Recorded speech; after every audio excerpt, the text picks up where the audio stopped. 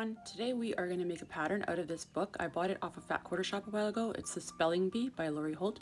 And I figured since it's my birthday month, why not do the cake? So we're going to make myself a birthday cake here. I have all my pieces cut out already and labeled with my Alphabitties, which I also got off of Fat Quarter Shop. This pattern has some really tiny pieces. I've never sewn with anything that small before, so we'll see how that works out. I mean, first time for everything, right? And I am trying to improve on my skills, so let's try making it. Alright, to start we need to take fabrics G and fabrics F and we are going to lay them together. This is going to be the cake portion of the pattern. I can't give you the measurements because it's not my pattern, but if you would like to have this pattern, I'll leave a link to the book in the description box below. I'm pretty sure you can get this book on Amazon and on Fat Quarter Shop. I got mine from Fat Quarter Shop. I just really like ordering from them. They have great service and everything. So I'm just laying out all the pieces so you can kind of see how it needs to go together. This is what it's going to look like. So I'm going to take this top piece here and lay it right sides together with my little center frosting piece there. And then I'm going to sew a 1/4 inch down that edge there, which I have done, and I've pressed it open already. And then I'm just going to keep stacking them like this until I've sewn them all together, and then I'll show you what it looks like when they're all done and pressed. And I have that done, so now we need to take fabrics D and we're going to sew these on the either side of our cake portion. These are going to be just the background squares or pieces. So we're just going to sew a 1/4 inch again, and then next step done. And now we're going to move on to our tiny little itty bitty pieces. This is I'm a little bit nervous about. I've really never sewn anything that small. Do you guys work with anything that small? Let me know in the comments below if you like working with small pieces. So we take fabrics E and fabrics J, and that's going to be like the tray portion of our pattern. So we need to take these pieces and do little snowball corners. So it's not even just sewing tiny squares, it's doing snowballs. And the pattern says to draw lines on there, but I'm not going to. I got some seam guide tape and I'm just going to use that as my reference. I'll show you once I'm at the sewing machine. So we take one of our little pieces and put it on the bottom left corner of our fabric J and sew on a diagonal, and then we're also going to have to take another piece and do it on the right on the bottom as well, so that it's going to get that shape that it needs. So they need to be on here like this, and then we're going to sew on a diagonal on each side, and we have to do that to all the pieces. So I'm just going to move everything over to my sewing machine. It'll just make it a lot easier than having to get up and keep moving around all the time. I'm at the sewing machine here now, and I got that tape there. I'll leave a link to that. I got it on Amazon, and I'm just going to use that red center line as my guide. That way I don't have to pin it and I don't have to draw a line on there. And trust me, sewing this was a challenge for me, but I did get better at it in the end, but it did take some practice, that's for sure. I don't know how I feel about these little pieces. I might keep trying it, but we'll see.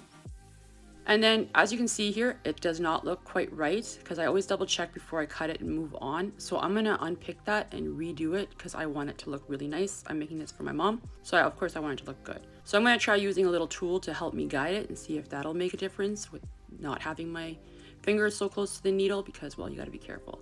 And that looks much better, and I'm going to keep it like that, and then I'm going to sew my other corner.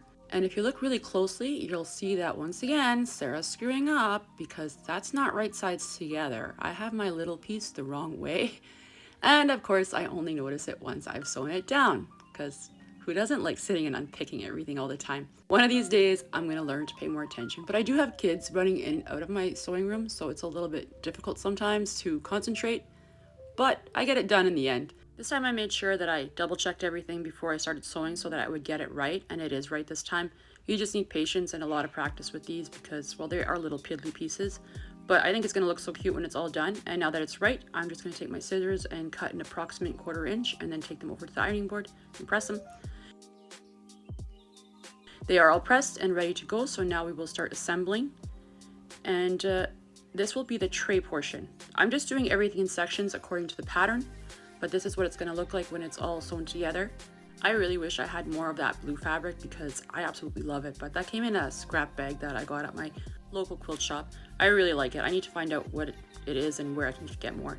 So now we're going to sew these together and we're going to line them up, and we have to make really sure that our little snowballed corners there line up nicely.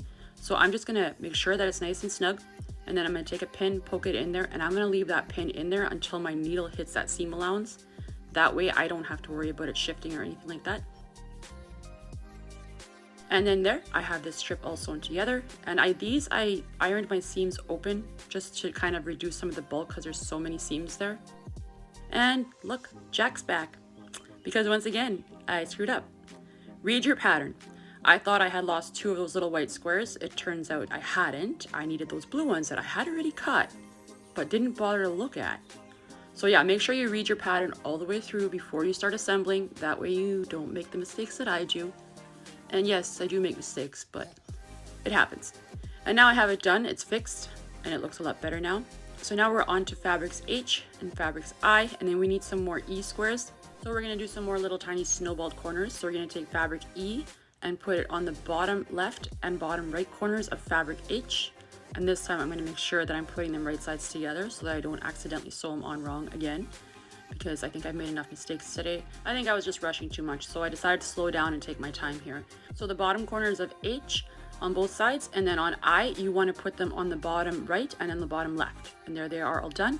And now these are going to get put together like this. This is going to be the bottom of our cake stand, like the little foot thing, I guess.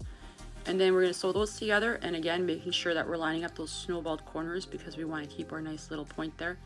I don't like losing points, but it happens, and whatever. You live and you learn, and you have to be okay with some mistakes. So I'm just making sure that that's all lined up, and I'm going to grab a pin and pin it again. So I have that section done now too, and now we're going to grab some more of our background pieces so that we can finish off that bottom portion. So we need to take fabrics B and place them on the top left and the top right corners of this unit, and we're going to snowball those again.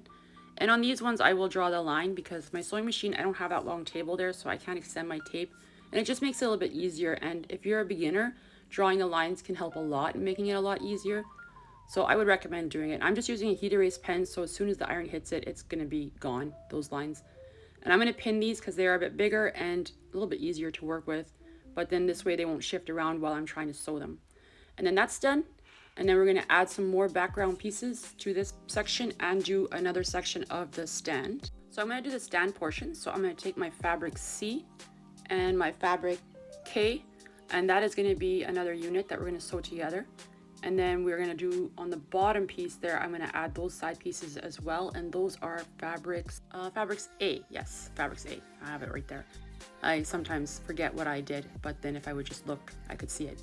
But yeah, we're going to sew these together, and then we have all of our units done, and then we can assembly them, and then we're going to have ourselves a cake.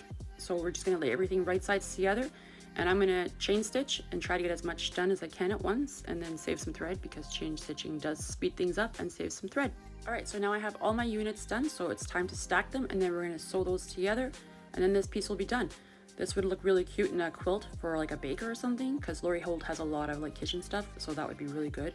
And her patterns are very easy to follow, so it's super simple to put this together. So I'm just going to stack this all like this, and I'm going to start on the top there and lay it right sides together, and then sew everything with a 1/4 inch seam. I'm going to do these two pieces as well, so that I'll end up with 2 units instead of 4, and then I'll sew those 2 units together. Alright, it's almost done, this block. I'm going to just take these 2 units and sew them together with a 1/4 inch seam, and then we are going to be done with our cake block.